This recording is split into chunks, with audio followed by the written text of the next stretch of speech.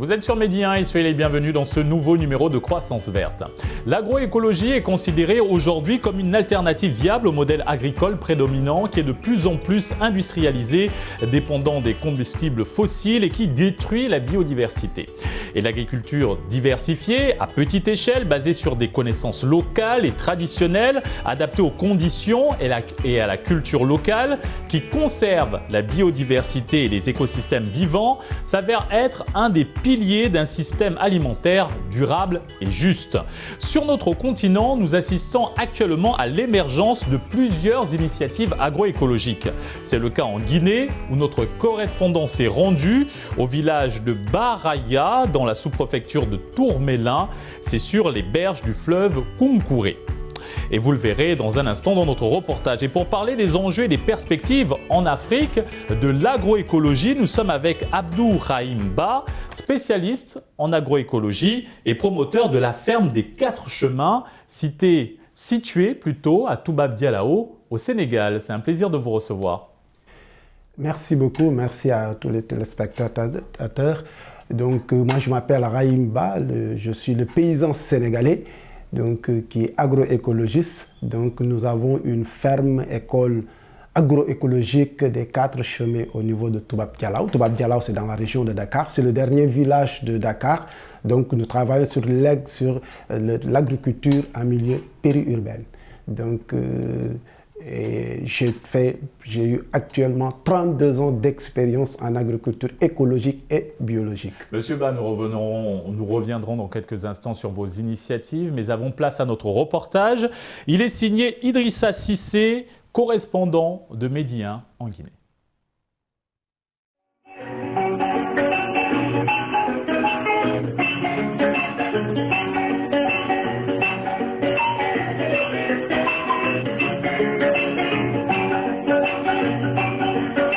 Sur les berges du fleuve Kounkouré se situe le village Barahaya dans la sous-préfecture de Tourmélin à l'ouest de la Guinée. Dans ce petit village, la principale activité des habitants est l'agriculture et l'élevage. Dans cette localité, Elhadj Mokhtar Amin Doumbouya a un étang agricole de 300 hectares. Ce religieux agriculteur a déjà valorisé 220 hectares.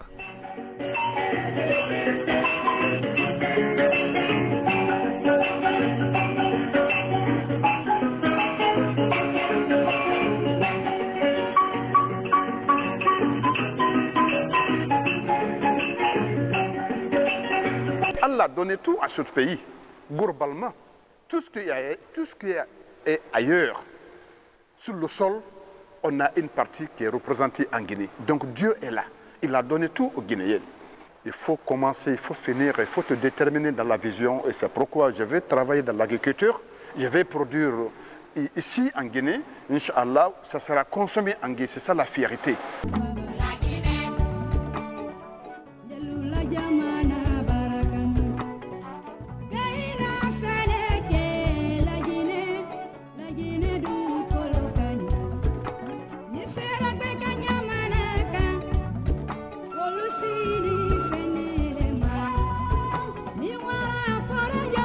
Dans cet étang agricole, les ressources en eau favorisent les récoltes.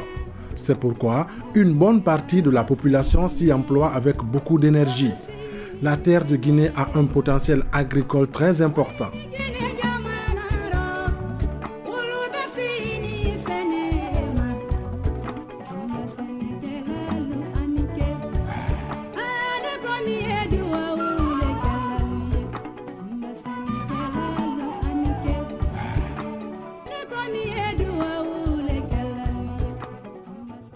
Dès que le couple s'approche, Inch'Allah, vous allez voir les femmes qui vont commencer à guetter. À l'âge, vraiment, est-ce que c'est prêt, est-ce que c'est prêt? Dès que c'est prêt, ces femmes-là vont venir, on va faire le couple et ça se passera très bien. À travers ça, j'assure aussi le manger des travailleurs ici. À travers ça, le couple-là, j'assure aussi le paiement des travailleurs, y compris ceux qui viennent travailler dans la même locale. Ça veut dire qu'en contrat journalier, en disant que 2000 hectares, je vous donne à combien? À les 220 hectares là, une machine n'est jamais défrichée ici pour moi. Je prends les gens avec le petit coucoupe. Le village vient accompagner, je donne un hectare à 350 000 à 400 000 francs pour défricher. Parce qu'il ne faut pas toujours utiliser les herbicides à tout moment. C'est un peu toxique. Il faut passer dans la base aussi de la main locale. Et cette main locale aussi, ça permettra vraiment les gens de vivre sur votre dos, de vivre dans votre plantation.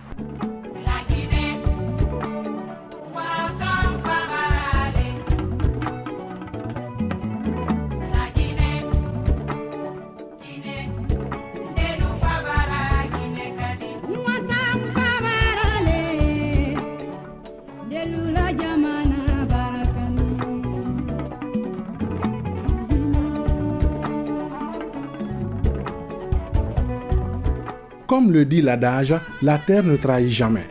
El Hadj Mokhtar Doumbouya y croit avec fermeté. Les rejets de manioc cultivés dans son champ sont transformés sur place avec les moyens de bord.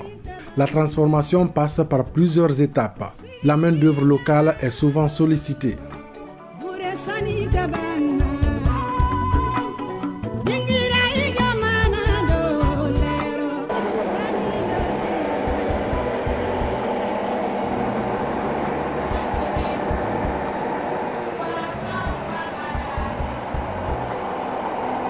Une fois que nous prenons le manioc là-bas, nous épluchons avant de le laver et de l'amener ici pour le tamiser.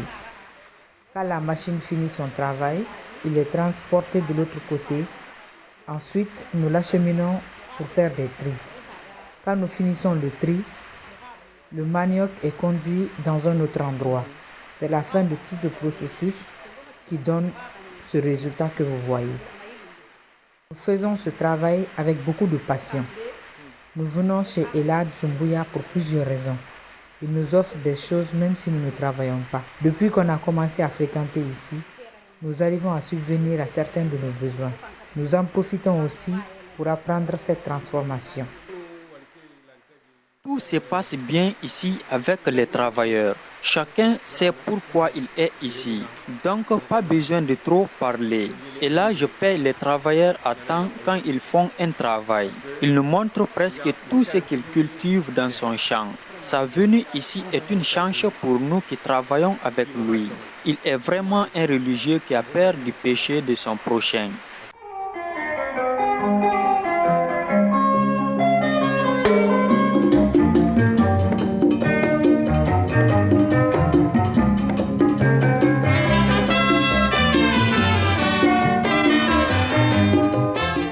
La construction d'une usine est un autre défi que se lance cet imam. Les travaux sont déjà en cours, l'usine prend forme petit à petit.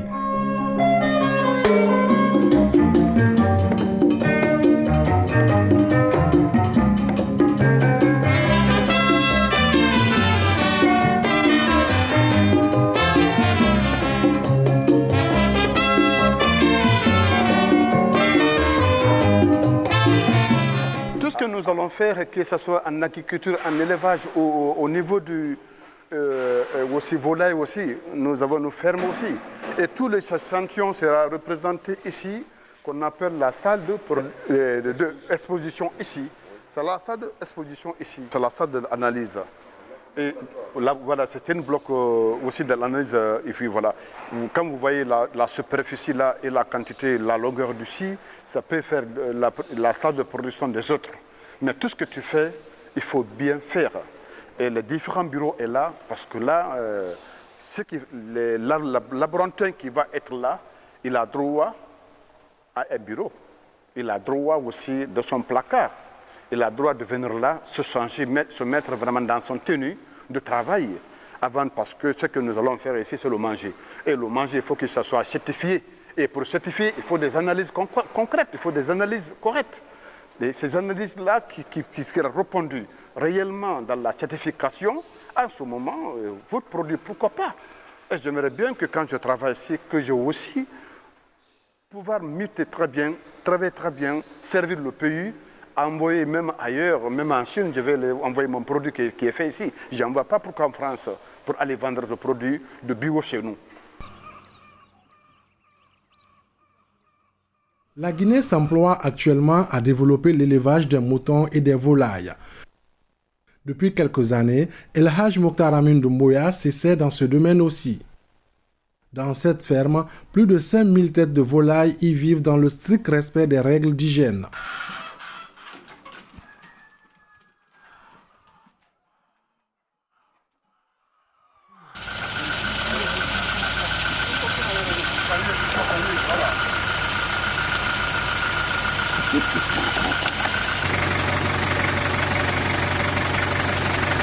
Nous avons pris cette mesure pour vraiment sauver les volailles, pour leur santé. Et voilà la raison, quiconque vient ici, vous sera privilégié de tête aux pieds, le véhicule sera privilégié pour votre santé vous-même et la santé des volailles. Et voilà la raison que nous avons pris des mesures à travers les conseils de techniciens. Ce que nous avons ici, il n'y a pas de trop.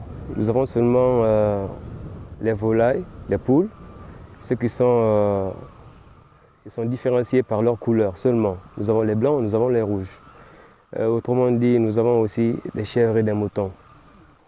La quantité de volailles que nous avons ici, au commencement, on avait commandé 5000 têtes. Donc, ils nous ont livré 5250. Donc, ça, c'est au début de l'élevage. Il faut les faire grandir. Cela va prendre au moins les 3 mois. Donc, on a perdu au moins les 200.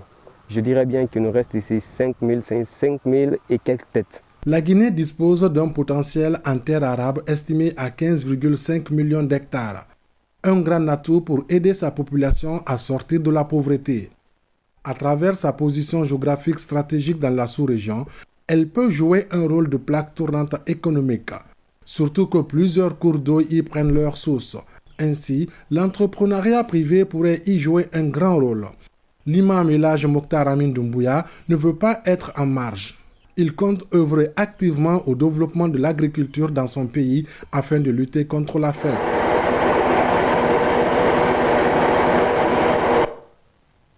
Après la Guinée, revenons au Sénégal et nous sommes sur ce plateau avec M. Abdourahim Ba, spécialiste en agroécologie et promoteur de la ferme des 4 chemins située à Touba Dialawo au Sénégal. Monsieur Ba, d'abord, que pensez-vous des actions menées par M. Doumbouya dans son village dans le domaine de l'agroécologie et de l'élevage durable ?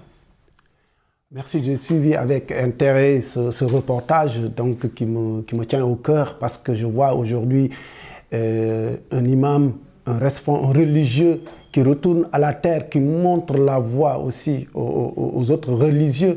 Donc pour dire on n'a pas le droit de tendre la main, pour montrer aussi qu'on n'a pas le droit d'être pauvre. Pour lui, la pauvreté, ce que je vois à travers ce religieux, c'est que nous n'avons pas le droit d'être pauvres. La pauvreté, c'était un état d'esprit. Donc, il est revenu au village, il a montré un bon exemple tout en ayant des hectares de terre, en ramenant aussi les femmes, les jeunes à la terre pour leur montrer que nous devons vivre de nos propres activités. L'agriculture pouvait nourrir son homme. Donc, l'agriculture en général, quoi, dans sa grande agriculture avec grand A, tout en alliant l'agriculture, l'élevage, bovin, caprin et puis la volaille. Donc ça, c'est l'agriculture intégrée. Donc là, il a montré la voie à nous religieux, surtout nous, Sénégalais. Monsieur Ba, comment l'agroécologie permet de renforcer la résilience des terres et des récoltes tout en préservant la diversité biologique? Voilà, l'agroécologie, la définition, c'est un ensemble de bonnes pratiques. Et l'agroécologie est basée sur des pratiques endogènes et culturelles.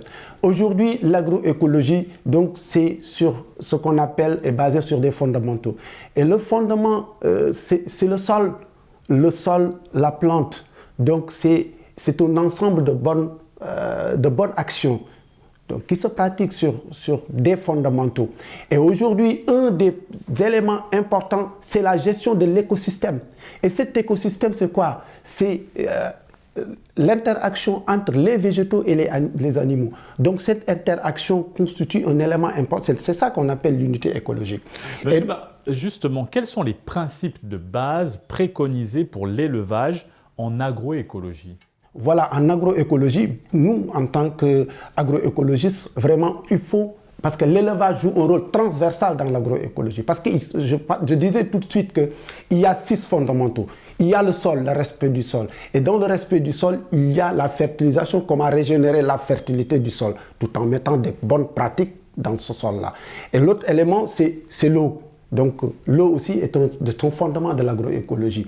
Et l'animal aussi joue un rôle transversal. Et l'animal, il joue un rôle transversal parce qu'il faut l'animal. Parce que pour fertiliser le sol, il faut avoir des animaux. Donc parce que c'est les déchets des animaux qu'on transforme en matière pour restaurer la fertilité du sol. Donc l'animal joue un rôle important. Maintenant, nous, en tant qu'agroécologistes, il faut aussi qu'on travaille sur les variétés locales. Donc on fait de l'agriculture, la volaille. Donc moi je travaille beaucoup sur toutes les variétés, les anciennes variétés, qu'on ramène encore à la ferme, parce que l'agroécologie c'est d'abord l'agriculture familiale, et qu'on agrandit à grande échelle. Donc il faut travailler sur la variété locale tout en passant. On peut s'ouvrir aussi en amenant aussi d'autres variétés, en faisant des croisements qui nous permettent d'avoir des poules donc, qui ont une résistance, une productivité au niveau aussi de la viande. Il faut que ça soit aussi productif et économiquement, parce que l'agroécologie, c'est les 3 grands axes. Respect de l'environnement, économie aussi, créer de la valeur ajoutée, créer de l'économie, et social aussi, le côté social. Donc c'est l'environnement, l'économie et social. Vous êtes le promoteur de la ferme des 4 chemins située à Touba Dialawo au Sénégal. Qu'en est-il de cette ferme et de la diversité en agroécologie, en élevage que vous pratiquez sur place? Voilà, la ferme des 4 chemins, nous on a... Pourquoi la ferme des 4 chemins? Parce que la ferme des 4 chemins, c'est éducation, santé, environnement et développement durable. C'est les grands axes. Et pourquoi cette ferme? Nous, on a tendance à entendre des slogans. La souveraineté alimentaire, la sécurité alimentaire, l'autosuffisance alimentaire. Et c'est que nous nous sommes rendus compte, en fait, c'est des slogans. Mais comment traduire ces slogans en actes concrets sur le terrain? C'est pourquoi la ferme des 4 chemins est née, pour démontrer que nous, on n'a pas le droit d'être pauvres. On a mis en place un exemple de développement qui est la ferme des 4 chemins, tout en mettant en place, en faisant du maraîchage. Nous faisons du maraîchage, nous avons des plantes médicinales, nous produisons des plantes médicinales. Nous avons une parcelle semencière, et cette parcelle semencière, nous produisons notre propre semence.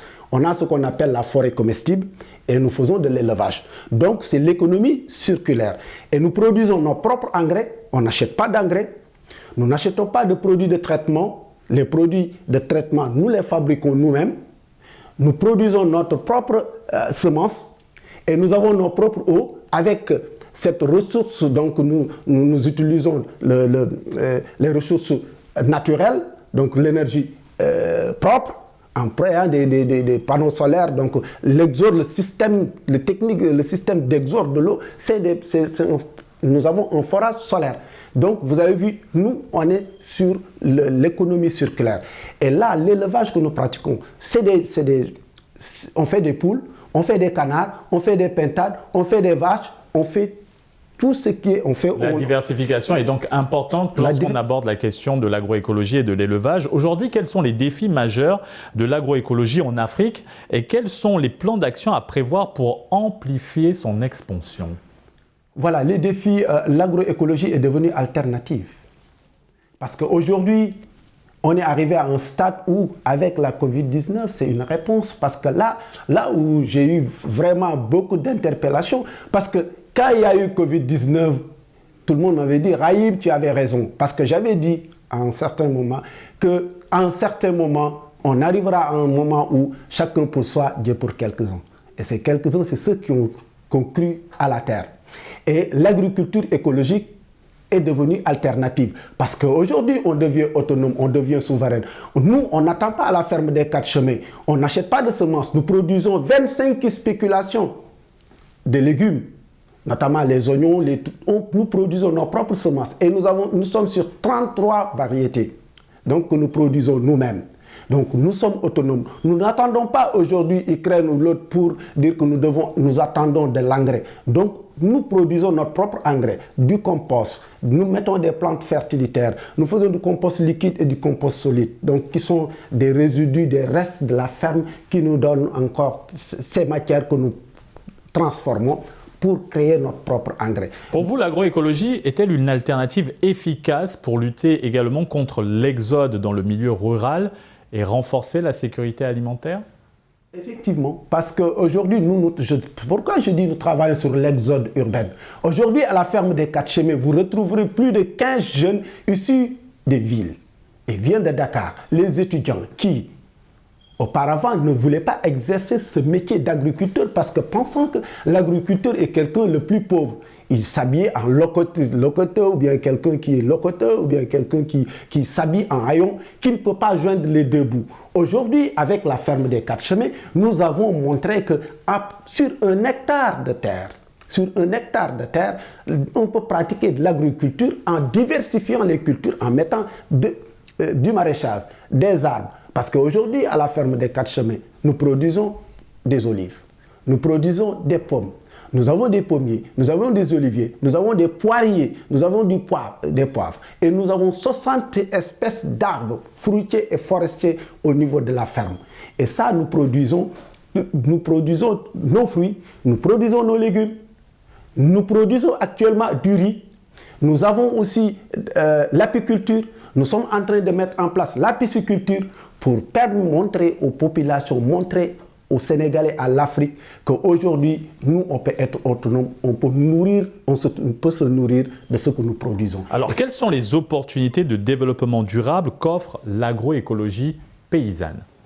Voilà, l'agriculture paysanne offre vraiment, parce que là, c'est par rapport à l'autonomie, à la souveraineté, à l'indépendance, parce qu'aujourd'hui, on est dépendant. Nous avons la corde au cou, parce qu'aujourd'hui, si les semences d'oignons, d'autres semences n'accostent pas au port, nous, on n'aura pas accès aux semences.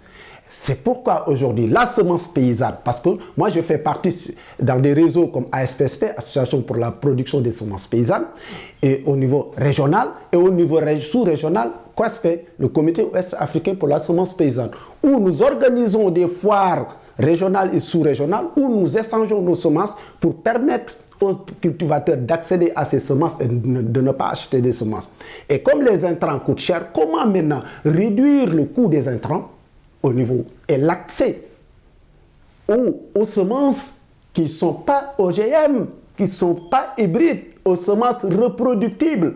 Parce qu'aujourd'hui, il y a un danger qui nous guette, nous, pays africains, parce qu'aujourd'hui, il y a l'introduction au Sénégal des OGM qui constituent un danger pour le Sénégal. Et aujourd'hui, la réponse, c'est quoi? C'est l'agroécologie qui est une réponse.